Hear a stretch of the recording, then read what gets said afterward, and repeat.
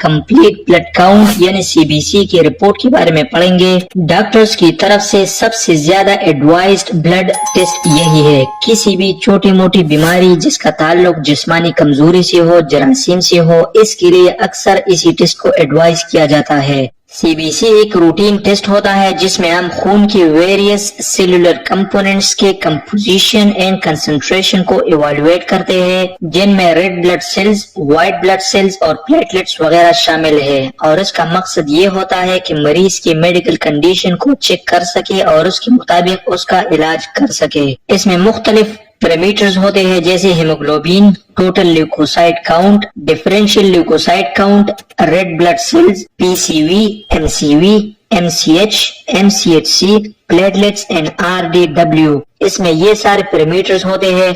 अब इन पैरामीटर्स को हम वन बाय वन डिस्कस करेंगे। एक बात याद रखिए कि हर लेबोरेटरी के रिपोर्ट्स में जो कंसंट्रेशन होती है, जो नॉर्मल वैल्यूज होते हैं, नॉर्मल रेंजेस होते हैं, वो उनके हिसाब से ऊपर नीचे होते हैं। सबसे पहले बात करें हीमोग्लोबिन के बारे में। ये ट्रांसपोर्ट का काम करता है। ये हमारे खून में ऑक्सीजन और कार्बन डाइऑक्साइड का ट्रांसपोर्ट करता है। हमारे फेफड़ों से ऑक्सीजन लेके पूरे जिस्म के सेल्स एंड टिश्यूज तक पहुंचाता है और वहां से कार्बन डाइऑक्साइड लेकर वापस फेफड़ों तक पहुंचाता है। इसकी नॉर्मल रेंज के बारे में बात करें तो मेल में इसकी नॉर्मल रेंज 14 से लेकर 18 ग्राम पर डेसीलीटर होता है, जबकि फीमेल में 12 से लेकर 16 ग्राम पर डेसीलीटर होता है। अगर इसकी वैल्यू मेल में लेस देन 14 ग्राम पर डेसीलीटर या फीमेल में लेस देन 12 ग्राम पर डेसीलीटर हो तो इसको हम एनीमिया कहते हैं। ऑन द अदर हैंड, अगर मेल में इसकी वैल्यू मोर देन 18 ग्राम पर डेसीलीटर या फीमेल में इसकी रेंज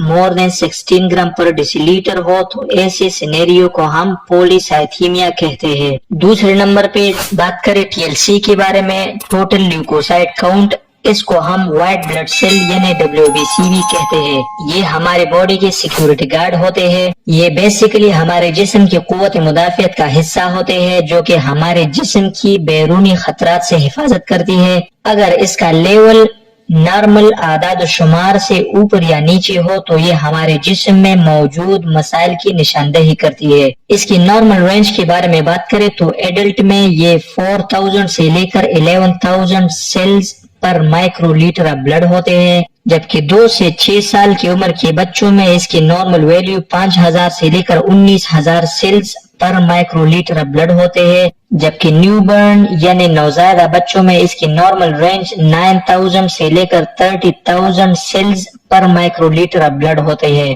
किसी भी नॉर्मल इंसान में TLC का जो रेंज है वो लेस देन 4000 सेल्स पर माइक्रोलीटर ऑफ ब्लड हो तो ऐसे कंडीशन को हम ल्यूकोपीनिया कहते हैं। इसकी वजूहात की बात करें तो ये कीमोथेरेपी या रेडिएशन की वजह से हो सकती है, एप्लास्टिक एनीमिया की वजह से हो सकती है, बोन मैरो ट्रांसप्लांट की वजह से, इन्फेक्शियस डिजीज जैसे HIV एंड एड्स की वजह से हो सकते हैं। इसके साथ साथ ऑटो इम्यून डिसऑर्डर्स या माल न्यूट्रिशन की वजह से भी हो सकती है। ऑन द अदर हैंड, अगर किसी भी एडल्ट में इसकी वैल्यू मोर देन नॉर्मल हो यानी मोर देन 11000 सेल्स पर माइक्रोलीटर ऑफ ब्लड हो तो इसको हम ल्यूकोसाइटोसिस कहते हैं। इसकी वजूहात के बारे में बात करें तो ये इन्फेक्शन या इन्फ्लेमेशन में होता है, प्रेगनेंसी में होता है, बोन मैरो ट्यूमर में होता है। इसके साथ साथ सर्टेन टाइप ऑफ ल्यूकीमिया में भी हो सकता है।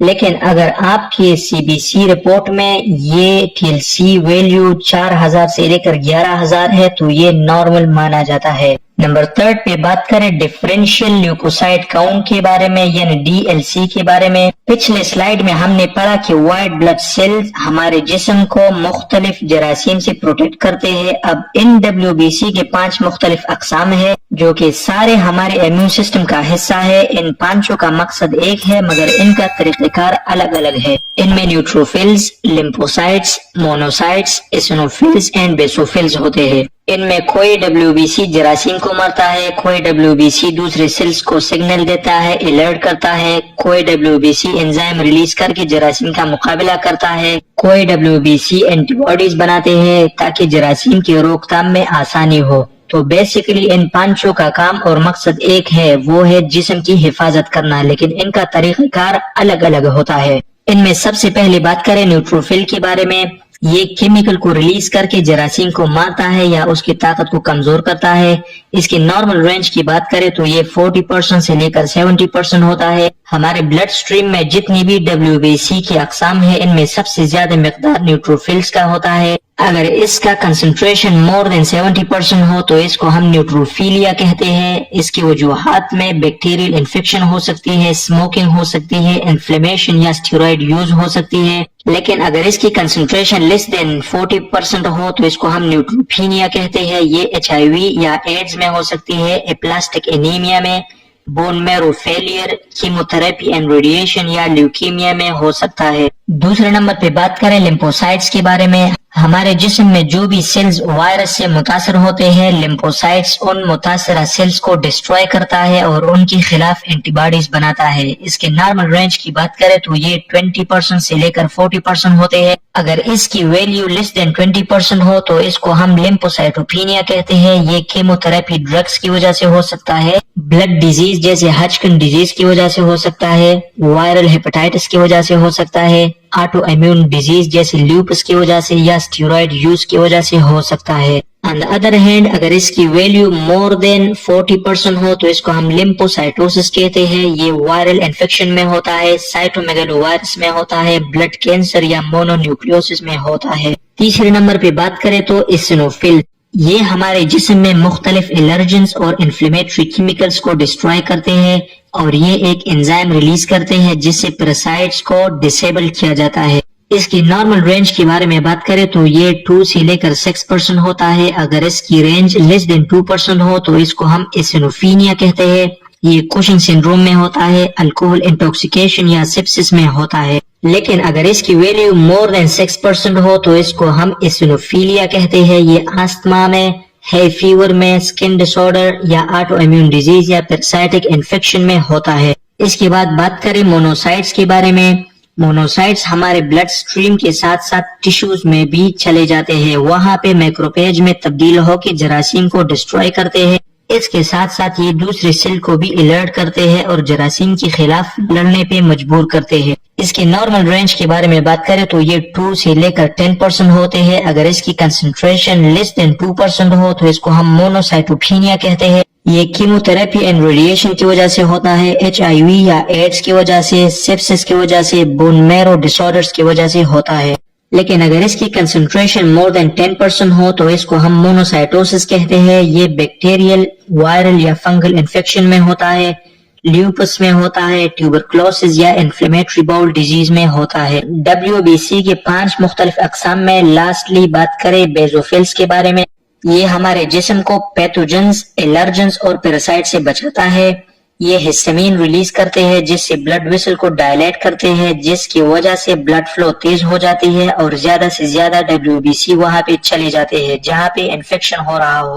اسی کے ساتھ ساتھ بیزوفلز جو ہے وہ ہیپرین کو ریلیز کرتے ہیں جس سے بلڈ کلوٹ نہیں ہوتا، کیونکہ بلڈ کلوٹ ہونے سے خون متاثرہ جگہ پہ جم جاتا ہے اور WBC ایک دوسرے سے چپک جاتے ہیں، جس کی وجہ سے وہ وہاں نہیں پہنچتے جہاں پہ ان کی جراثیم کے خلاف لڑنے کے لیے ضرورت ہو۔ اگر اس کی نارمل رینج کے بارے میں بات کریں تو یہ 0.5 سے لے کر 1% ہوتا ہے۔ اگر اس کی رینج لیس دین 0.5% ہو تو اس کو ہم بیسوفینیا کہتے ہیں۔ یہ ایکیوٹ انفیکشن یا کیموتھراپی اینڈ ریڈیشن کی وجہ سے ہوتا ہے۔ لیکن اگر اس کی رینج مور دین 1% ہو تو اس کو ہم بیزوفیلیا کہتے ہیں۔ یہ لیوکیمیا، آٹو امیون ڈیزیز یا ہائپر تھائرائیڈزم کی وجہ سے ہوتا ہے۔ کمپلیٹ بلڈ کاؤنٹ کے پیرامیٹرز میں نمبر 4 پہ RBC کے بارے میں بات کرتے ہیں تو اس کو ہم ایریتھروسائٹس بھی کہتے ہیں۔ ایک اسپیشل پروٹین ہوتا ہے جس کو ہیموگلوبین کہتے ہیں، وہ ہمارے RBC میں ہی ہوتے ہیں اور اس کا کام oxygen and carbon dioxide transport ہوتا ہے۔ وہ ہمارے پھیپھڑوں سے آکسیجن لے کے ٹیشو تک پہنچاتے ہیں اور ٹیشو سے کاربن ڈائی آکسائڈ لے کر واپس پھیپھڑوں تک پہنچاتے ہیں۔ یہی ہیموگلوبین RBC کے اندر موجود ہوتے ہیں۔ اس کی نارمل رینج کے بارے میں بات کریں تو میل میں یہ 4.5 سے لے کر 6 ملین سیلز پر مائکرو لیٹر بلڈ ہوتے ہیں، جبکہ فیمیل میں 4 سے لے کر 5.5 ملین سیلز پر مائکرو لیٹر بلڈ ہوتے ہیں۔ اگر اس کی رینج لیس دین نارمل ہو تو اس کو ہم ایریتھروسائٹوپینیا کہتے ہیں۔ ایریتھروسائٹوپینیا کی وجوہات کی بات کریں تو یہ ملٹیپل مائلوما میں ہوتے ہیں، تھائرائیڈ ڈس آرڈر میں، آئرن ڈیفیشنسی یا وٹامن B12 ڈیفیشنسی میں ہوتا ہے۔ اس کے ساتھ ساتھ مال نیوٹریشن میں یا انٹرنل